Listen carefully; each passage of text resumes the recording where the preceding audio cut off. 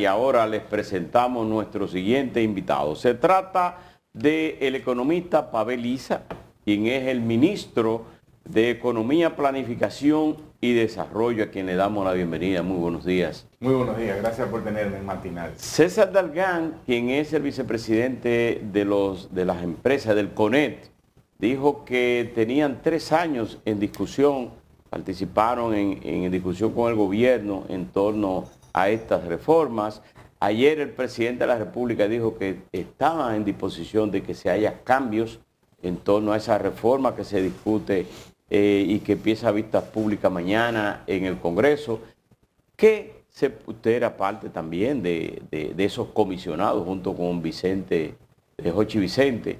¿Qué se puede variar? ¿Qué se puede flexibilizar en estas reformas? Sí, gracias. Mira, yo pienso que primero tenemos que ver esta reforma en perspectiva.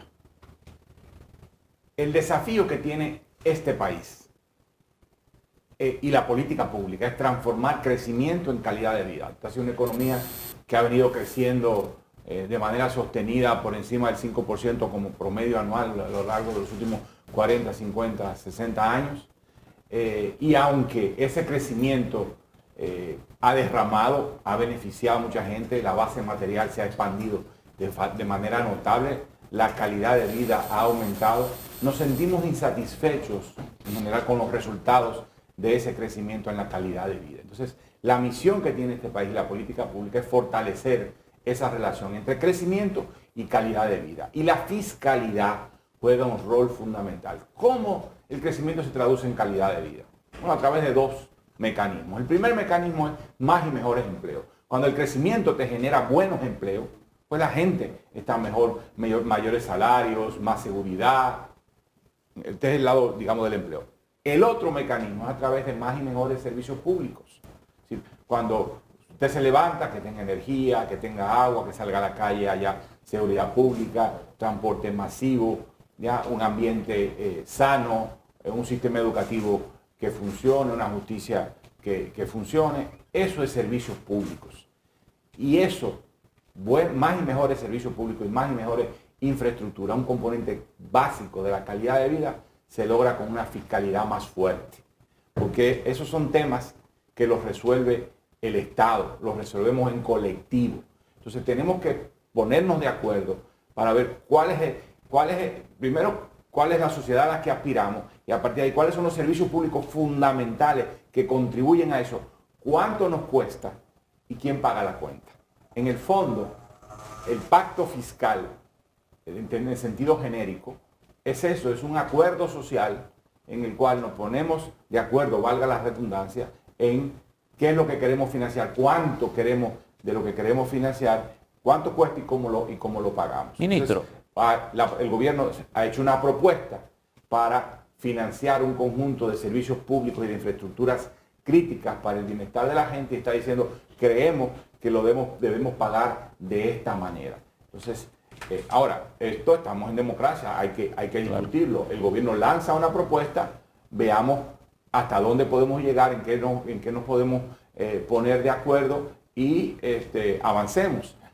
Yo creo que es muy importante, sin embargo, y el gobierno se muestra flexible, por supuesto, es una negociación, es un diálogo, pero yo creo que es importante defender el tamaño de la reforma. Es decir, no podemos, es importante impedir que se erosione de manera muy significativa la cantidad total de recursos que se quiere recaudar, porque eso compromete al final la cantidad de servicios públicos y de infraestructura pública que quieras entregar, que quieras proveer. Entonces, si queremos más y mejor seguridad pública, si queremos mejor infraestructura de transporte, mejores servicios de transporte, necesitamos recursos.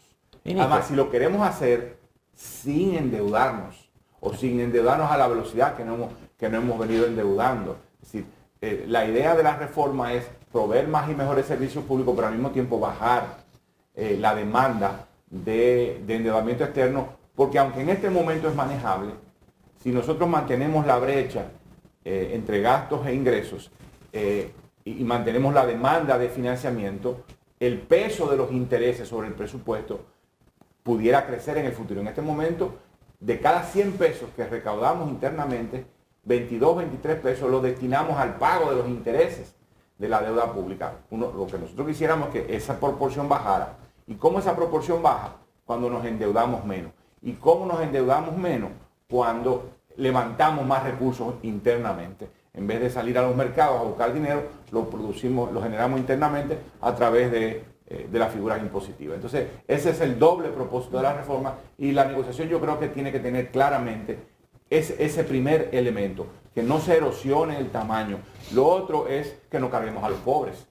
Es decir, los platos rotos, por decirlo de alguna manera, no lo puede, o sea, resolver el problema no puede ser a través de cargar a los sectores que perciben menores ingresos, y por eso hay que ver también la reforma en su conjunto. Pero hay un componente importante de gravar el consumo en esta reforma. Bueno, porque también es la fuente de ingresos, es decir, la fuente por excelencia de ingresos son los impuestos indirectos, pero como la reforma viene acompañada de un paquete de transferencias más un aumento sustancial del salario, nosotros estamos planteando que esas de salarios del sector público. Del salario del sector privado, del no sectorizado, toca en marzo el aumento. Eso habrá que también conversarlo, pero, y obviamente es en el Comité Nacional de Salarios que eso se decide, pero la propuesta gubernamental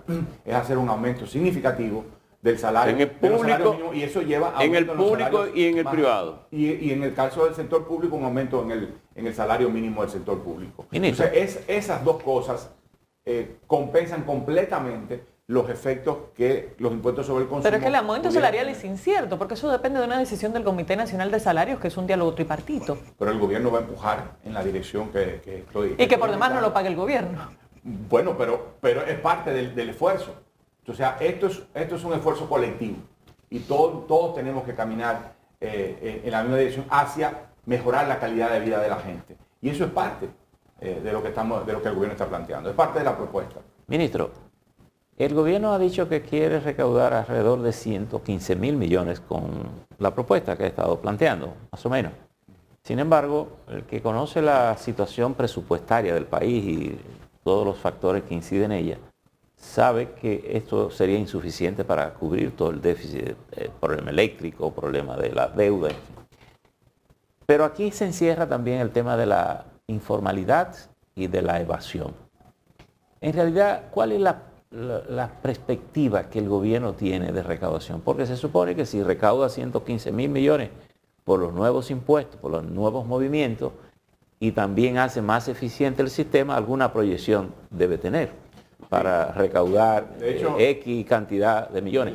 ¿En cuánto en realidad es la expectativa que el gobierno tiene? La expectativa que desde el Ministerio de Economía, Planificación y Desarrollo tenemos es de 122 mil millones de pesos según está planteada en la propuesta. Ahora, primero, el tema de la deuda, el tema del déficit eléctrico, nada de eso se resuelve con una sola reforma. Es decir, se resuelve con una transformación del sistema, del aparato tributario que permita poner a los ingresos tributarios a crecer más velozmente que la economía. Me voy a explicar esto rápidamente. Mire, la presión tributaria es la división, el cociente que resulta decir, los ingresos tributarios entre el tamaño de la economía, entre el PIB. La reforma está planteando que las nuevas figuras impositivas, los cambios que se están planteando, elevarían esa presión tributaria en el equivalente al 1.5% del PIB. Pero, o sea, los 122 mil millones de pesos es equivalente al 1.5% del PIB. Pero como lo que se está planteando es reducir significativamente las exenciones, los regímenes tributarios especiales y ampliar la base, eso le da una mejora significativa en la calidad del sistema tributario. Se reducen todos los agujeros por donde se escapan muchos recursos que no deberían de escaparse. Y eso eventualmente va a hacer que la presión tributaria empiece a crecer. Es decir, los ingresos tributarios van a crecer más velozmente que la economía.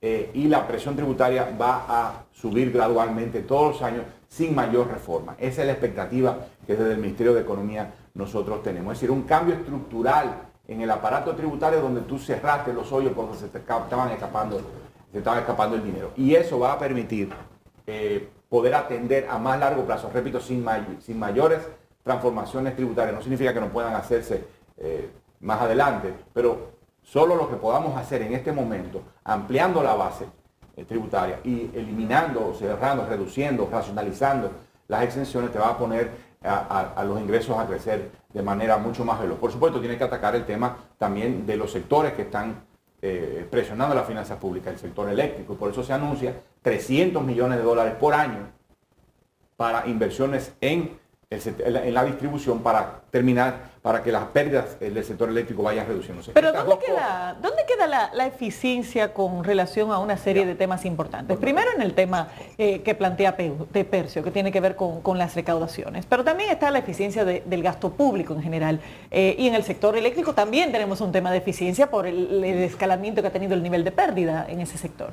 Vamos a empezar con lo que ha preguntado Percio sobre el tema de la informalidad. O sea, esta propuesta lo que está haciendo es diciéndole, mire, aquellos emprendimientos que inician, pequeños negocios que inician, van a tener un periodo de 3 años sin que haya pago de impuestos sobre la renta. O sea, le estamos diciendo, aquel que va a empezar informalmente puede empezar formalmente y no va a tener cargas impositivas. Aquellos personas físicas y microempresas que antes pagaban un anticipo de 1.200 pesos mensuales, de ahora en adelante es 0 lo que van a pagar. Aquellos pequeñas empresas que pagaban 100.000 pesos de anticipo, hoy van a pagar el 40% de eso. Aquellos que pagaban esos mismos 100.000 pesos, las medianas empresas que pagaban 100.000, 200.000 pesos de anticipo, hoy van a pagar el 60% de eso. Está creando unas condiciones más adecuadas para que las empresas se formalicen o los emprendimientos. Dentro de esa... Pero eso es un punto que se incluyó y el anticipo es un tema criticado desde hace mucho tiempo, que se está eliminando el primer solo paso. Parcialmente. Bueno, pero se está dando un paso. ¿Qué está poniendo el gobierno sobre la mesa desde el punto de vista de su eficiencia? Ya vamos. 2 cosas. 1, la ley de responsabilidad fiscal. Le está poniendo un tope al gasto. El gasto público no puede crecer, salvo que haya un aumento estructural en los ingresos. El gasto público no puede crecer más del 3% por encima de la inflación. Por ejemplo, si tenemos un 4% de inflación, el gasto público no puede crecer más de 7%. 4% de inflación más 3%, más de 7%. Los ingresos tributarios sin reforma crecen normalmente la inflación más 5%, o 5% de crecimiento más 4% de inflación te da 9%. Es decir, normalmente los ingresos tributarios crecen al 9% anual. Y el gobierno se está diciendo, por propuesta del gobierno, vamos a poner a los gastos a crecer al 7%, menos que lo que crecen los ingresos. Entonces está poniendo un límite al crecimiento del gasto público. Cosa que no necesariamente aborda la calidad de ese gasto. Vamos, primero la cantidad. Entonces está diciendo, bueno, si tengo menos, tengo que hacer de tripa corazón. Tengo que hacer más con lo poco que tengo, con lo menos que tengo ahora en términos relativos. Pero también empezó un proceso de reforma, de transformación en la administración pública que apunta hacia una mayor eficacia por un lado del Estado y una mayor eficiencia por el otro. Eficacia porque las transformaciones en la estructura del Estado, lo que está diciendo, vamos a poder hacer entrega de los servicios públicos fundamentales de forma más eficaz. Responder a la ciudadanía con una mejor calidad de la educación a través de una perspectiva más integral de la educación. Vamos a hacer que el plan y el presupuesto estén mucho mejor alineados con la unificación del Ministerio de Economía con el Ministerio de Hacienda, de Economía, Planificación y Desarrollo. Quiero poner la atención en planificación. O sea, esta fusión lo que está apuntando es a que plan y presupuesto estén alineados en una misma institución. Cuando el plan no tiene presupuesto, es un libro. Cuando el presupuesto no tiene un plan, la calidad del gasto se ve comprometida. Entonces, estamos unificando las dos instituciones para darle precisamente mucho más calidad del gasto público. Pero han habido muchas eliminaciones de instituciones, ya fueron anunciadas y se está en proceso. En este momento el Ministerio de Economía, Planificación y Desarrollo participa en la comisión no solo para la fusión de Economía, Planificación y Desarrollo y Hacienda, sino para la fusión, eliminación o revisión de todas las entidades que fueron anunciadas. Entonces, el gobierno está dando pasos. ¿Cuánto reduciría la nómina pública con esos cambios? A ver, yo no puedo adelantarte en este momento cuál podría ser. Porque no es un tema de reducción nominal de entidades, es un tema de cuánto eso impacta el gasto corriente de menor calidad que tiene el Estado. Lo más importante de esta fusión, aunque ha sido destacado el tema de la eficiencia, para mí lo más importante es la eficacia. Es decir, uno de los problemas que tiene el Estado es que tiene muchas instituciones. O sea, cuando usted tiene muchas instituciones, usted dice, bueno, cada institución tiene una especialidad. Y eso es bueno. Pero al tener una especialidad, la coordinación y la articulación se dificulta. Entonces, el gobierno está decidiendo, tenemos 23 ministerios y una enorme cantidad de instituciones debajo de los ministerios. Además, vamos a simplificar esto para articularnos mejor. Esa es la principal misión del Estado. Lo principal que tú tienes que preguntarte es, ¿cuál es la estructura del Estado que necesitamos y cuántas instituciones necesitamos para atender a todos los problemas colectivos para hacer esa entrega de política pública y de servicio público más eficaz? Pero entonces luego, ¿no hay un objetivo concreto de reducción de nómina pública en ese plan? No hay un objetivo en específico de reducción de nómina. Hay un objetivo claro de lograr más eficacia en el Estado y también lograr más eficiencia. En ese proceso se va a lograr más eficiencia también, pero no perdamos de vista que la eficacia del Estado es lo más importante. Bueno, ¿qué significa la eficacia? Es la capacidad de que cumpla con sus roles de manera más efectiva. Ministro, pero esa eficacia pudiera costar más, por tanto, no se trata solo de rebajar la nómina. Es un balance, pero la eficacia tenemos que ponerla, tenemos que destacarla. No puede ser entregar lo que sea a cualquier costo. Claro que no. Entonces, es un balance, pero por eso estoy diciendo, no nos concentremos solo en el tema de cuántos recursos vamos a ahorrar, sino concentrémonos también en esa nueva estructura que vamos a conseguir. Nos va a permitir lograr una mejor educación. ¿Qué se va a lograr con imponer que todos aquellos que ganen 52,000 pesos en el Estado tienen que hacer... En el Estado no, en general. En general, tiene que hacer una rendición de cuentas. Una declaración jurada. Una declaración jurada, rendición de cuentas. Mira, eso... habrá que un poco conversar con los colegas de la Dirección General de Impuestos Internos, que serían los responsables de la administración de este proceso. Yo pienso que en muchos casos es muy fácil porque las empresas, muchas de estas personas son sencillamente perceptoras de ingresos, de un único ingreso, y pues eso es, digamos, por decirlo de alguna manera, imprimir un formulario, pero eso es un tema de administración tributaria que habría que ver cómo se hace operativo. Ministro. Pero eso fue discutido en el gobierno y fue discutido antes de presentar la reforma, no fue algo inventado. Vamos a salir con esto. No, y además es un tema. ¿Por qué no discutieron con las empresas? No, con el mismo gobierno. Bueno, el gobierno pero además es un tema. Es decir, con la parte técnica. De la obligatoriedad de la declaración jurada, que venimos discutiendo en la República Dominicana desde hace 10, 15 años. La necesidad de que las personas consolidemos todos nuestros ingresos. Y a partir de la consolidación de todos los ingresos, hagamos una declaración. Pero estamos hablando de los asalariados. Bueno, entonces... Que usted mismo lo plantea, normalmente tienen una fuente de ingresos. Pues, entonces, si es así... Es más fácil. Es muy fácil. Ministro, es facilísimo. Hemos llegado al punto de que ante las quejas de muchos sectores sobre todo esto, hablamos del diálogo. Incluso ayer el presidente hablaba de la flexibilidad de revisar esto. El problema es cómo hacerlo. Es decir, cómo podemos llegar al punto en que esta reforma pase, o bien porque la modifiquemos, o bien porque la comprendamos y que la podamos tener y tenerla con sosiego. ¿Cómo arribar a esa, lo que yo denominaría, esa reingeniería de revisar todo cuanto estamos haciendo y medir los efectos? Porque muchos de estos sectores tienen razones de quejas y usted que se brega con la economía, uno sabe en economía, ninguna verdad es tan absoluta que el otro no tenga ninguna razón. tengamos el objetivo muy claro. Y el objetivo es dotar al Estado de la capacidad de resolver problemas colectivos. Y si estamos de acuerdo todos en que tenemos que enfrentar el tema de la inseguridad, de la seguridad pública, y que necesitamos más agentes, y que necesitamos que la formación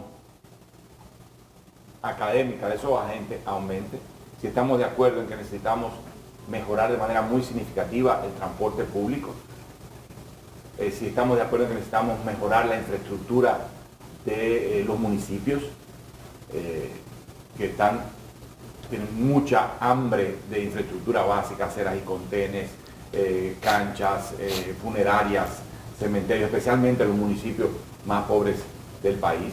Si estamos de acuerdo en todos esos elementos, entonces digamos, todos tenemos que estar conscientes de que tenemos un problemas colectivos que resolver y que queremos resolver esos temas sin acrecentar la deuda pública, sino por el contrario, conduciéndola gradualmente hacia niveles más sostenibles. Entonces, cuando nos pongamos todos en esa misma onda, entonces podemos decir, ok, ¿qué yo puedo aportar para que esto sea así? Obviamente, las oposiciones, las quejas son normales porque estamos distribuyendo la carga entre mucha gente. Y todo el mundo dice, pero a todo el mundo le está tocando. O sea, yo creo que la queja generalizada es porque la carga está distribuyéndose y no está cargando solamente a un sector, excepto a los sectores de menores ingresos que, como yo dije, van a estar completamente protegidos. Ayúdeme. No van a estar completamente protegidos porque terminarán pagando ITEVI sobre más productos de la canasta básica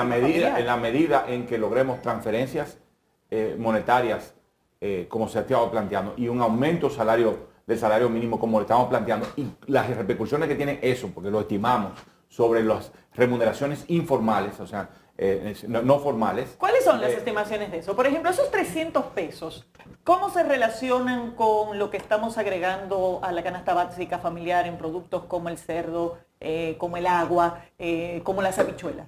Habichuela. Claro, que se lleva ¿Hay un cálculo concreto? de 1.600 a 2.000. Okay. Hay un cálculo concreto. Entonces, que en el hace quintil más pobre, ¿cómo eso va a impactar? Que los aumentos de salarios, algunos escenarios de aumento de salarios y escenarios de aumento de las transferencias, que son perfectamente manejables, ambas cosas logran compensar completamente los impactos. Si se da el aumento de salario.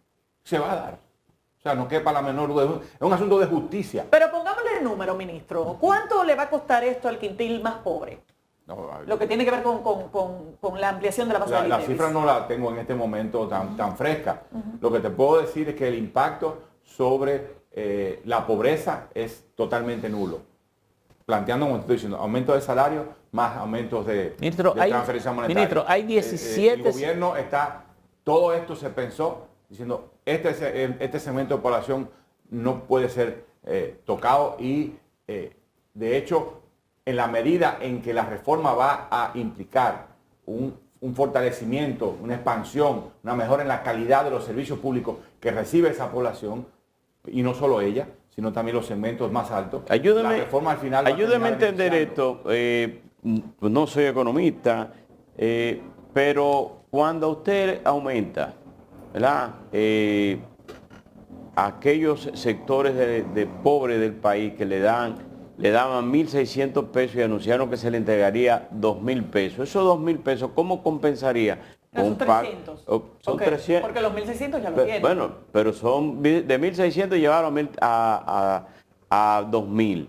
En el caso de que yo tenga que pagar el agua un poquito más cara, la carne un poquito, ¿cómo compensar esa parte? ¿Cómo los economistas... Los aumentos de ingresos compensan los aumentos de precios que resultan de una carga impositiva más elevada. Ministro, hay 17 salarios mínimos.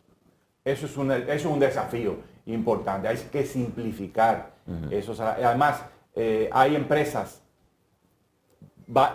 del mismo tamaño que pagan salarios diferenciados. Pagan salarios diferenciados. Yo creo que tenemos que caminar en una dirección diferente y el gobierno tiene la idea de ir, es una discusión que ameritaría conversarla aquí, que traer al ministro de Trabajo, de que vayamos convergiendo hacia un número, primero al alza de los salarios, como ha venido sucediendo en los últimos años. En los últimos años los aumentos de salarios han sido notablemente por encima de la inflación, y eso es lo que explica en parte cómo se ha reducido la pobreza monetaria. ¿No forma eso parte de la reforma laboral? Sí, debería. Lo que pasa es que no necesariamente forma parte de la reforma del Código Laboral, pero sí la reforma de las políticas laborales, que vayamos caminando hacia salarios, el crecimiento de los salarios mínimos más veloces que la inflación, de tal manera que el salario mínimo aumente su poder de compra continuamente, como ha venido sucediendo, pero al mismo tiempo simplificación de la estructura de los salarios mínimos, de tal manera que sean pero esa un número simplificación menor. no se puede abordar en el contexto de la reforma laboral, porque el aumento depende del sector privado también. Pero lo que tiene que ver con los salarios sectorizados, sí es un tema que se puede abordar directamente desde una reforma Yo creo laboral. que no en el Código Laboral, porque me parece que es de otra naturaleza, pero es parte del paquete, debe ser parte del paquete de reformas laborales en sentido amplio. Lo que está sometido al Congreso es la reforma al Código de Trabajo específicamente, pero hay todo un trabajo que hacer en materia de política salarial y junto con el Comité Nacional de Salario de Simplificación, y eso significa que los salarios que están más mínimos, que son más bajos, deben aumentar más velozmente que el resto de los salarios para ir convergiendo. Bueno. Los salarios de zona franca. ¿Habrá un diálogo face to face con los sectores? Tiene que haberlo. Tiene que haberlo. Debería de haberlo. Pero eso depende también un poco de las condiciones en el Congreso. Ojalá pudiera. ¿Y por qué en el darse. Congreso y no desde el gobierno central? Yo creo que ya la propuesta está en el Congreso, entonces ya el Congreso está participando, o sea, tendría que haber una. Tiene que darse. Porque los técnicos no están en el Congreso, los técnicos están en el gobierno. Bueno, habrá que ver cuál va a ser el Ministerio de proceso. Economía, de Hacienda, de Renta.